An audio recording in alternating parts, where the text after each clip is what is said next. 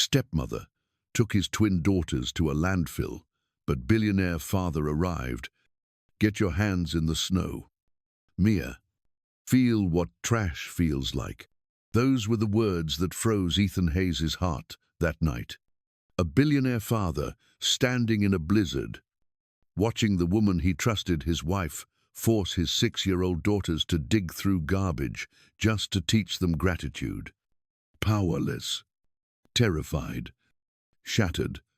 The man who once ruled boardrooms suddenly couldn't even save his own home.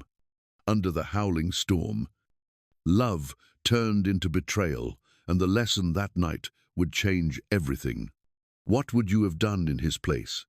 Welcome to Emotional Echoes, a channel where emotions come alive, and every story leaves a lasting echo in your heart. Please subscribe to Emotional Echoes channel. Help us reach 1,000 subscribers so more souls can feel these stories.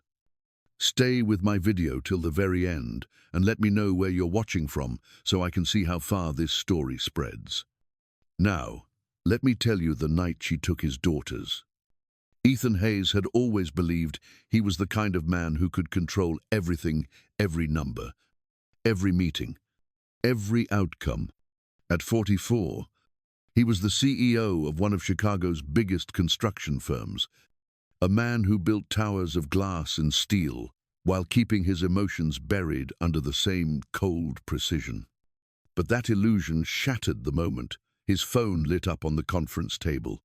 Rosa's name flashed on the screen, and something in his gut twisted before he even answered. Her voice came through in broken gasps. She said Lydia had taken the girls. She said Lydia was driving them to the landfill, saying they needed to learn what garbage feels like. For a second, Ethan thought he'd misheard.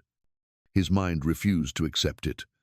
Rosa kept talking something about snow, about the twins crying, but the words became a blur. His body felt heavy, his vision narrowing to a single, impossible thought. This couldn't be real. He didn't even remember leaving the building. One moment, he was in that sterile glass boardroom. The next, he was in the parking garage, his breath fogging the air. His driver shouted his name as he ran past, but he didn't stop. He grabbed the keys himself and slid into the car. Fingers trembling so badly, he dropped them twice before starting the engine. His thoughts were a mess of disbelief and terror. Lydia loved the girls. He told himself. She read them bedtime stories. She tucked them in. She wouldn't hurt them. But Rosa's words kept replaying. She said they needed to learn what garbage feels like. The city blurred around him as he sped through the storm. Snow fell in thick, blinding sheets, turning the skyline into a ghostly haze. His phone buzzed again. Rosa sobbing that Lydia's car was heading south. He tried calling Lydia, but it went straight to voicemail. The sound of it, her recorded voice, calm and pleasant, made his stomach twist. He thought of Grace, his first wife, gone for years now, and heard her voice in the back of his mind. Protect them. Ethan, come home. He gripped the steering wheel tighter, ignoring the sirens, the horns, the flashing lights. The storm grew worse the farther he drove, but turning back was never an option. He pressed harder on the gas, praying he wasn't already too late. Then, through the blur of white, he saw it, a car, half buried in snow, at the edge of the landfill, headlights flickering like fading hope. Lydia's white BMW. He stopped breathing for a moment, then whispered their names into the wind. Mia, Ellie. The only answer was the storm. The wind cut through the landfill like a blade. Ethan's car door slammed behind him, but the sound was swallowed by the storm. His shoes sank into the frozen slush as he followed the faint sound of crying. Then he saw them, two tiny figures beside a white BMW. Hands bare, faces red from cold. Lydia stood over them, a dark shape in her fur coat. her hair whipping in the wind. For a moment, Ethan couldn't move. The scene felt unreal, like something pulled from a nightmare he didn't remember falling into. He crouched behind an old rusted truck, watching in disbelief as Lydia pointed to a pile of snow and garbage. Her voice carried, sharp and cruel against the storm. She told the girls to scoop it up with their hands, to stop whining. She said princesses needed to know where real people lived. Ellie cried that her fingers hurt. Lydia only laughed and said maybe pain would make her grateful. Ethan's heart twisted. It wasn't just what she said, it was how calm she was. That same soft voice she once used to read bedtime stories now spoke with venom. He remembered a conversation months ago, one he'd brushed off. Lydia had said children shouldn't be handed love. They should earn it. He thought it was just philosophy, the way people talked about parenting. But now, watching her smile at their tears, he realized she had meant every word. He took a step forward, then stopped himself. The snow bit at his skin, his breath burning in the cold. Lydia turned away from the girls and pulled out her phone. Her tone shifted, smooth and sweet. Ethan could barely hear the words, but the name that came through was unmistakable. Ryan. She told him Ethan would sign the new trust next week, that once it was done, they'd have everything. Her laugh echoed faintly, mingling with the wind. Ethan's stomach dropped. The betrayal felt heavier than the storm. He reached into his coat pocket, turned on the voice recorder on his phone, and waited. Every word she spoke cut deeper. She called the twins little brats and said she'd send them away to a boarding school once the money cleared. She said Ethan was too blind to see it coming, too desperate to believe anyone could love him for more than his name. Ryan told her to hurry. Lydia promised she'd handle it. That was the last line Ethan could take. He stepped out from behind the truck, his voice cracking as he called her name. Lydia spun around, startled at first, then smiled, like it was all some kind of game. She said he shouldn't be here, that she was only teaching the girls a lesson. He told her to move away from them. She tilted her head, mock sympathy in her eyes, and asked if he finally saw her for what she was. Ethan's anger rose like heat under his frozen skin. He told her she was sick, that she'd gone too far. Lydia laughed. She said he would never understand what it meant to live without control, to be powerless. She said maybe now his daughters would. The twins cried louder, their voices thin against the storm. Ethan rushed forward, wrapping his coat around them, shielding their faces from the wind. Lydia screamed something behind him, but he didn't turn back. He carried the girls to the car, his breath ragged, his heart pounding. Behind him, Lydia's voice rose, echoing through the landfill, furious and wild. She shouted that he'd regret this, that he couldn't protect them forever. But her words were lost to the wind. Ethan slammed the car door, clutching his daughters close as the snowstorm swallowed the world outside. The drive back home felt longer than the road to the landfill. The storm had eased, but inside the car, the silence was heavier than the snow. Ethan glanced at the rearview mirror and saw his daughters huddled together under his coat, eyes wide and distant. Every few seconds, one of them trembled, and the other would whisper something too soft to hear. He wanted to speak, to tell them it was over, but his throat closed each time he tried.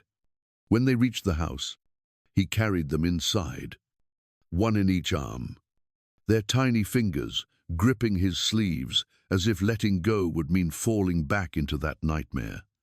The warmth of the living room didn't bring comfort. It felt wrong now. The walls that had once represented stability and success felt hollow, cold, almost mocking. Mia's voice broke the silence. She asked if they had done something bad to make Lydia angry. Ethan froze. His chest ached so badly he couldn't breathe for a moment. He knelt down, holding both of them close, whispering that they had done nothing wrong. He told them they were perfect, that he was the one who failed to see the truth. The girls cried harder, and so did he, though he turned his face away so they wouldn't see. Rosa came rushing out from the kitchen, her eyes red, hands trembling. She apologized over and over, saying she should have told him sooner. She said she'd seen signs, Lydia locking the girls in the dark pantry when they cried, taking away their dinner if they didn't say, "Please," the right way, calling them weak. Ethan just stood there, listening, his hands tightening into fists. Every word Rosa said felt like another blow to his heart. He realized that while he'd been busy building skyscrapers, his own house had been collapsing. He walked through the hallway, seeing traces of Lydia everywhere, the perfume, the framed photos, the neatly folded throw on the couch. He wanted to tear it all apart, but instead he just stood there, shaking. Grace's portrait hung above the fireplace, her smile as warm as ever, and the guilt hit him like a wave. She had warned him once not to let loneliness choose for him. He thought marrying Lydia was moving on, a second chance for the girls to have a mother. Now he saw it was only his own emptiness he had tried to fill. He returned to the living room where the girls were sitting on the couch, clutching each other. Their eyes looked older than 6. He sat beside them, pulling them into his arms again. Ellie's small voice asked if Lydia was coming back. He said no, not anymore. She looked at him for a long moment, as if trying to decide whether to believe him. Then she rested her head on his chest, whispering that she wanted Mommy instead. That word Mommy felt like a knife. He closed his eyes, trying not to break down again. The storm outside began to fade into a dull hum, the wind brushing against the windows like distant waves. He stayed there, holding them, his heartbeat slowly steadying against their fragile breaths. In that silence, his mind replayed every moment he had missed, the bedtimes he skipped, the recitals he promised to attend but didn't, the nights they fell asleep waiting for him. He finally understood that success had cost him the very thing he was trying to protect. When both girls drifted into sleep, Ethan looked down at their tear-streaked faces and brushed the hair from their foreheads. He whispered to them, though mostly to himself, that it would never happen again. No one would ever hurt them again. He promised silently to Grace's memory, to the girls, to himself. He would not be the father who saw too late. The next morning came grey and silent, the kind of morning that felt too heavy to start. Ethan hadn't slept. The girls were still in bed, their small bodies curled together under the blanket. He watched them for a moment before stepping out of the room, forcing himself to breathe steadily. He picked up his phone and called the police. His voice shook at first, but when he said Lydia's name, something inside him hardened. He told them everything. Within the hour, 2 squad cars arrived, red and blue lights flashing against the snow. Detective Harper was the one who walked in, a woman in her late 30s, calm but sharp-eyed, with the kind of face that had seen too many broken homes. She listened without interrupting, her pen scratching quietly across the notepad as Ethan spoke. When he finished, she asked to see the security footage. Ethan led her to the study, turned on the system, and felt his stomach drop when every file showed the same thing. Empty folders. Harper looked at the blank screen, then back at him, and said it wasn't the first time she'd seen something like this. Someone had erased everything carefully, not in panic, but with precision. As the investigation deepened, Harper began to uncover what Ethan never thought to question. Lydia's college degree was forged. The charity work she bragged about didn't exist. The background check she showed him years ago was faked. Harper pulled out a folder filled with printed records, each page chipping away at the illusion Ethan had built around her. She said Lydia had opened several accounts under his name, moved money between them, and taken out insurance policies listing herself as the sole beneficiary. Ethan could barely speak. His mind kept circling back to one thing he had let that woman near his children. Harper's tone stayed even, but there was a trace of sympathy when she said Lydia's full name wasn't even Lydia. She had changed it twice. Her real identity tied back to a man named Ryan Cole. At the sound of that name, Ethan's head snapped up. Harper noticed. She explained that Lydia and Ryan had shared an address years ago in Milwaukee. He was listed as her business partner on an old loan application. Ethan felt the room tilt for a second. Ryan Cole, the man he'd fired 3 years ago for stealing company funds. The same man he heard laughing on the phone that night at the landfill. Harper leaned back in her chair, studying Ethan for a long moment before speaking again. "You didn't marry a woman, Mr. Hayes. You married a con." The words hit harder than any punch. Ethan's chest burned as he tried to process everything. He had built skyscrapers from nothing, negotiated billion-dollar contracts, and yet, inside his own home, he couldn't see a fraud standing right beside him. He clenched his jaw, ashamed of how blind he had been. Harper asked if Lydia had ever pressured him into signing anything recently. Ethan remembered the trust papers on his desk, the ones she said were for the girl's future. He felt sick. He stood up suddenly, pacing across the room. He told Harper he wanted her found, that he didn't care how far she ran or how deep she hid. Harper told him she would do everything she could, but that people like Lydia didn't just disappear, they planned. Ethan stared out the window at the snow-covered city, his reflection faint in the glass. For the first time, he didn't see a successful man staring back. He saw a father who had almost lost everything to a lie. When Harper left, Ethan went to check on the girls. They were still asleep, faces peaceful at last. He knelt beside them, brushing a strand of hair from Ellie's forehead. His voice was barely a whisper when he said it. "She will never hurt you again." It wasn't a wish. It was a vow, and he meant every word. The next few days blurred together, but the pain didn't fade. Ethan spent every waking hour with the police and lawyers, combing through Lydia's trail of lies. Our document felt like another knife twisting deeper. He thought he had already seen the worst of it until Detective Harper called one morning, her voice quieter than usual. She said there was someone inside his company who had been feeding Lydia his personal financial data. Ethan didn't want to believe it, but when Harper said the name, his blood ran cold. Dana.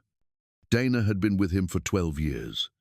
She was the kind of assistant who never forgot a meeting, who sent birthday gifts to his clients' children, who knew his coffee order by heart. She had stayed through his grief after Grace's death, through the company's rough years. If there was anyone he trusted completely, it was her. That trust cracked the moment she walked into his office that afternoon, eyes red, holding a crumpled tissue in her hand.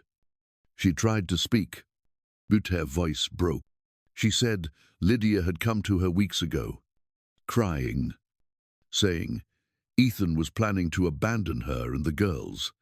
She said Lydia asked for help transferring money to a temporary account for child support, something confidential before the divorce. Dana admitted she didn't question it. She just wanted to help. Ethan stood behind his desk, silent. He didn't shout, didn't move. The silence itself felt dangerous. When he finally spoke, his voice was cold and low. He told her Lydia had taken his daughters to a landfill in a blizzard, that she had faked her identity and stolen everything she could. Dana shook her head, sobbing that she didn't know, that she thought she was protecting the family. Ethan stared at her, disbelief turning into something heavier. He said she hadn't protected anyone. She had handed over the keys to their lives. Dana fell to her knees, begging him to forgive her, saying Lydia had promised it was just for paperwork. But Ethan couldn't look at her anymore. He remembered the years of trust, the late nights, the quiet loyalty, and realized none of it mattered if loyalty came without truth. He told her to leave. She tried to say something, but his voice rose for the first time. He said she had sold his children's safety for a paycheck. The words hung in the air like a verdict. Neither of them could escape. When Dana left, Harper arrived with new evidence. She connected her laptop to the screen in Ethan's office, her face grim. A video played. Lydia and Ryan sat in a Las Vegas bank, dressed as Mr. and Mrs. Hayes. Lydia wore a dark wig, laughing as she handed over a fake ID. Ryan signed forms under Ethan's name, their hands brushing like lovers, sealing a deal. The banker smiled, unaware he was helping them open offshore accounts under false identities. Ethan watched the footage without blinking. He wanted to feel anger, but what came instead was a hollow quiet. Harper paused the video and said the words he already knew were coming. Fraud, child endangerment, identity theft. Ethan nodded slowly. For a moment, he looked out the window at the city skyline he had built piece by piece. He thought about the empire he had protected and the home he had failed to. Then he turned back to Harper and said he wanted to press full charges. Every count, against Lydia, against Ryan, against anyone who helped them. Harper asked if he was sure, and he said he had never been surer of anything. As she left, Ethan sank into his chair, exhausted but clear. The pain was still there, but beneath it, something new had started to form, a hard, quiet strength. For the first time since that night, he felt like he was finally taking back his life. A week passed since the police issued the warrant for Lydia's arrest, but peace never came. Ethan had tried to keep life quiet for the girls. He took them to therapy, made them pancakes in the mornings, even smiled when they asked about cartoons. But the weight never lifted. Every shadow seemed to move. Every sound made him tense. Then, one night, while checking his emails before bed, his phone buzzed. A new message appeared from an unknown number. You took everything from me. Now, I'll take what you love most. Attached was a photo of Mia and Ellie at the playground taken just hours earlier. Ethan's blood turned cold. He jumped from his chair, heart pounding. The photo wasn't one he had posted, and no one else had been there but him. That meant someone had followed them, someone close.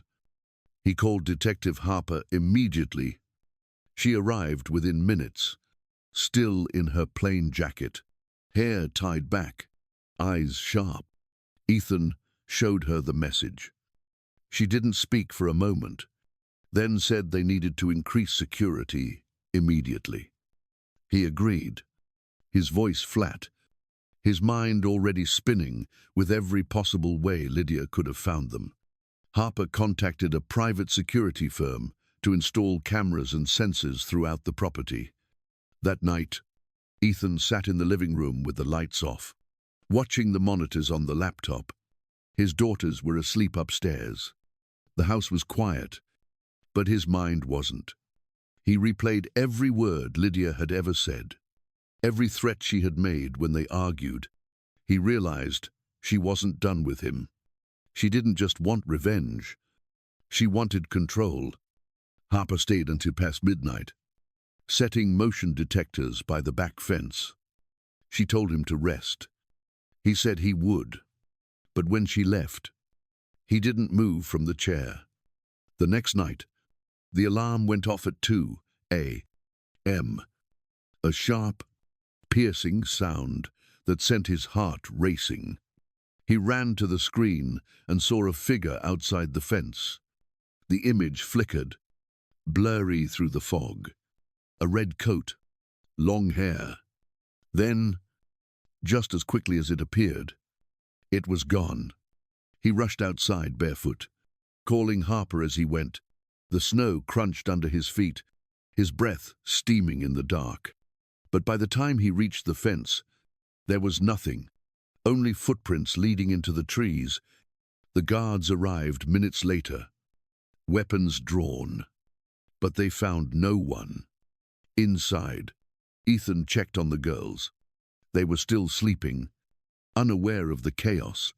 He stood in the doorway, watching their chests rise and fall, his throat tight. Harper came back at dawn with a team to review the footage. The image was too distorted to confirm anything, but Ethan didn't need proof. He knew it was her. Lydia had always worn a red coat. She wanted him to see it, to know she was close enough to touch them. The following days were a blur of fear and exhaustion. Ethan barely slept. He started locking every door twice, walking the perimeter of the house before bed, keeping his phone within reach. The smallest noise made him flinch. He caught himself staring out the window for long stretches, half expecting her to appear again. He began to understand what terror really felt like, not the fear of losing everything, but the fear of losing it again. One night, unable to sleep, he sat by the window with a mug of cold coffee. The street outside was empty, the snow glowing faintly under the streetlights. He thought of Grace again, how she used to tell him that love was both a gift and a burden. He looked upstairs, where the girls were safe for now, and whispered into the dark, "You'll never touch them again. Lydia, I swear to God, never again." It wasn't anger that filled his voice anymore. It was something stronger, the kind of determination that only comes from a man who has already lost everything once and refuses to lose it twice. The night after the red-coated figure appeared, Ethan made a decision. Waiting wasn't enough. He couldn't just defend anymore. He needed to hunt. Detective Harper agreed to widen the search, but admitted that Lydia had likely crossed the border. That was when Ethan called Sarah Monroe, a name Harper mentioned with quiet respect, a former FBI investigator. Sarah had built a reputation, finding the kind of people who didn't want to be found. When she picked up his call, her voice was steady, confident. She told him to send everything he had. She would handle the rest. Sarah worked fast. Within days, she traced a trail of transactions through dummy corporations, encrypted transfers, and luxury hotel records. Lydia and Ryan were in Mexico, living in a beachfront villa paid for with Ethan's stolen money. They were drinking champagne, posting photos under fake names, smiling like people who believed they had won. When Sarah sent the pictures, Ethan felt something cold settle in his chest. It wasn't rage this time. It was the quiet understanding that monsters could look ordinary when they thought no one was watching. Extradition was impossible without direct evidence. So Sarah came up with a different plan. She created fake documents suggesting that Ryan had already turned himself in, offering to testify against Lydia. Then she sent those same papers to Lydia through an anonymous source, making it look like Ryan had betrayed her. It didn't take long for cracks to form. 2 nights later, Sarah called Ethan again. She said she had intercepted a video from a security camera near the villa. It showed Lydia and Ryan in the middle of a violent argument. Lydia's voice was high and sharp, accusing him of selling her out. Ryan shouted back, saying she had ruined everything with her obsession. He told her he never wanted the kids involved, that this was all her idea. She slapped him, hard enough for the sound to echo across the room. Ryan shoved her away, and she screamed that she should have left him in prison when she had the chance. Sarah said the argument went on for several minutes before neighbors called the police. When local officers arrived, Ryan tried to bribe them. They arrested him instead. Lydia escaped through the back door, barefoot, disappearing into the dark streets. The villa was seized, the money confiscated. For the first time in months, Ethan allowed himself to breathe. Justice wasn't complete, but it was close enough to taste. Sarah kept tracking Lydia through the outskirts of Tijuana. She sent brief updates, describing a woman on the run, trading jewelry for rides, sleeping in abandoned houses. Lydia was no longer the elegant woman in designer coats. She was desperate, hunted, and running out of places to hide. Sarah told Ethan that eventually, people like Lydia stopped running. They always made a mistake. All it took was time. Ethan read every report she sent, often late at night when the house was quiet. He'd sit at his desk with a glass of water, looking at the photo of Grace and the girls on the shelf. He wondered how much longer it would take. How many more pieces had to fall before this nightmare was finally over? Harper called occasionally to check on him, but he rarely said much. He was tired of words. He just wanted an ending. When Sarah's final update arrived, Ethan opened the email slowly. It contained one line: Ryan Cole is in custody. Lydia has vanished into the slums. She won't last long. Ethan leaned back, closing his eyes.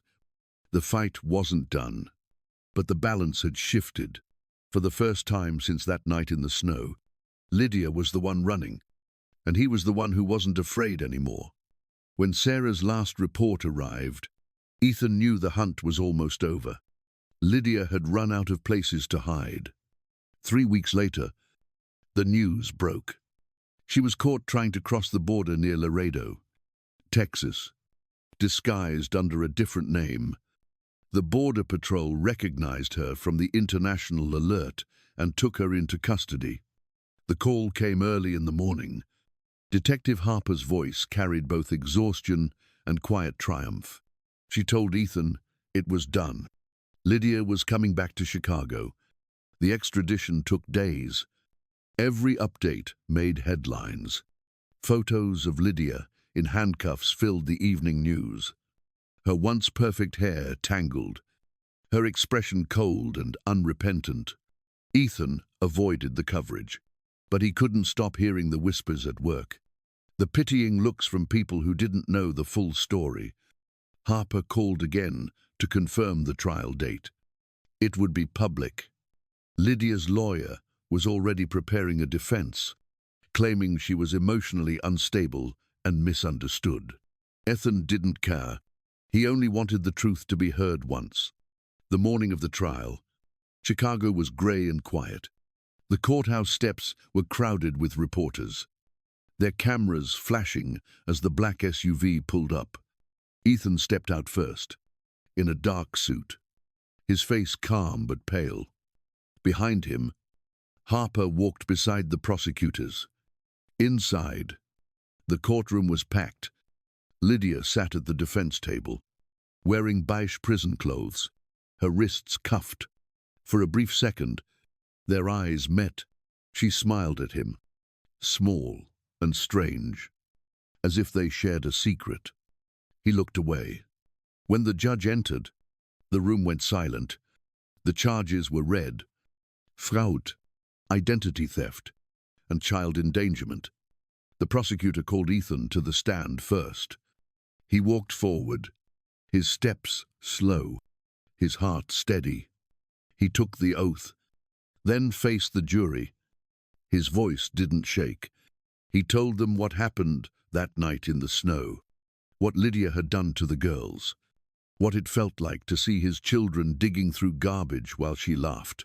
He didn't look at her once. When his testimony ended, Lydia's attorney began her defense. Lydia stood up and spoke herself, her voice cold but deliberate. She said she was only trying to teach discipline, that the girls were spoiled, that Ethan had made them weak by raising them in luxury. She said she wanted them to understand gratitude. The courtroom murmured. Ethan's stomach turned. He looked at the jurors and saw disbelief hardening into anger.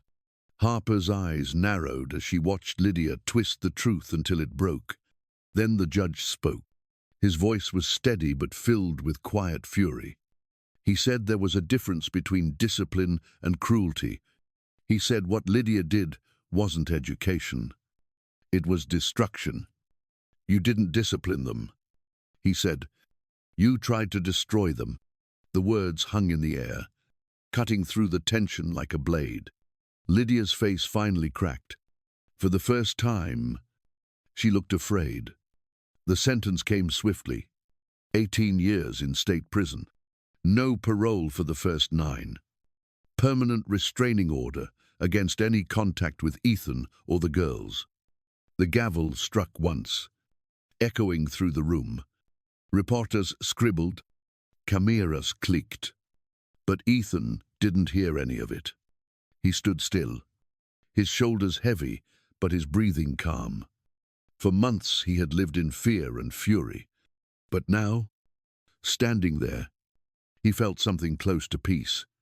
As the guards led Lydia away, she turned once more to look at him.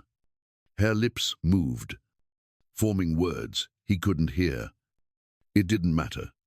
The moment she disappeared through the side door, Ethan felt the weight of the past year begin to lift. Justice hadn't erased the scars, but it had finally closed the wound.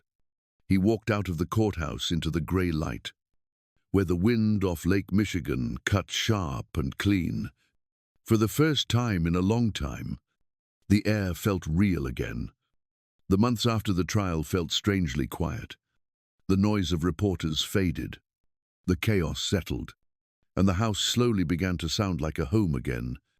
Ethan noticed small changes. First, the girls laughing more, sleeping without nightmares, leaving the lights off at bedtime. Every week, he took them to see Dr. Walsh, a child therapist who taught them to draw their fears instead of hiding them. At first, the pictures were dark and messy, filled with red scribbles and storm clouds. Then, little by little, color returned. There were trees, sunlight, and sometimes the outline of their mother Grace smiling in the corner. Ethan sat through every session, not as a father hovering, but as a man learning too. He listened as Dr. Walsh helped them find words for pain they couldn't name. Mia spoke first about the cold, about the sound of wind in the landfill. Ellie followed weeks later, saying she dreamed of snow that never stopped falling. Ethan held their hands and told them they didn't have to be brave alone. Each visit peeled away another layer of silence. Healing didn't come in a rush. It came softly, like spring after a long winter. One evening, after therapy, they sat together on the porch, watching the rain. Ellie leaned against him and asked if Lydia would ever come back. Ethan paused, looking at the quiet street, the puddles reflecting the porch light. He said some storms never return. Sweetheart. She nodded, thinking about it for a moment, then whispered that she was glad this one was gone. He smiled faintly, pulling them closer, feeling their warmth where once there had only been fear. In the following year, Ethan made one more decision. He stepped down as CEO of his company. The title, the office, the empire no longer mattered. He used part of his fortune to start the Grace Foundation, named after the woman who once reminded him that love is the only structure worth building. The foundation supported abused children and single parents, giving them what his family had almost lost: safety and hope. Sometimes, at night, Ethan walked through the small office where the foundation's first volunteers worked. He'd look at the photos of smiling families on the wall and feel a quiet peace settle inside him. The past still hurt, but it no longer ruled him. His daughters were healing, his heart was steady, and the storm was finally behind them. Spring came quietly that year, softer than Ethan remembered. The snow melted into the lake, and for the first time in years, the world didn't feel heavy. One Sunday afternoon, he packed a basket, grabbed a blanket, and took Mia and Ellie to the place where Grace used to bring them. The lake shimmered under the late sun, gold ripples stretching out toward the horizon. The girls ran ahead, their laughter echoing across the water, bright and free in a way that still caught him by surprise. He sat on the grass, watching them skip stones and feed the ducks, the warmth of the light touching his face like forgiveness itself. When they finally sat down beside him, Ellie leaned against his shoulder while Mia lay back on the blanket, squinting at the fading sun. They started talking about their mother, the way she used to hum while cooking, the scent of her favorite soap, the way she always tucked their hair behind their ears when she kissed them goodnight. Ethan listened quietly, smiling through the ache. When Mia asked if he thought their mum could see them now, he said yes. He told them she would be proud of how brave they had become, how kind they still were after everything. The girls didn't say anything at first, but their hands reached for his, small and steady. As the light softened, the air grew cooler. The world felt calm in a way Ethan hadn't known for years. He looked out over the lake, at the reflection of the sky shifting from gold to rose to violet, and felt something settle inside him, a stillness he hadn't thought he'd ever feel again. The past no longer pulled him backward. It stood behind him, quiet, like a shadow that finally learned to rest. He watched his daughters chase the last bit of sunlight along the water's edge and thought about all that had been lost and all that had survived. Forgiveness, he realized, wasn't about excusing what had happened. It was about letting go of the weight it left behind. He couldn't change what Lydia did, or the years that broke him, but he could choose what kind of father he would be tomorrow. As the sun disappeared beyond the lake, Ethan whispered a silent promise to keep them safe, to keep them seen, and to never let darkness define their story again. From the night he almost lost his daughters to the day he found peace by the lake, Ethan's journey wasn't about revenge, it was about redemption. He learned that love isn't proven through power, but through presence. That forgiveness doesn't erase the pain, but it sets the heart free. His story reminds us that no matter how dark life gets, there's always a light waiting to return if we choose to protect what truly matters, family. If this story touched you, share your thoughts in the comments and let your heart speak. Don't forget to subscribe, like, and share Emotional Echoes so more souls can find healing through these stories. Thanks for listening.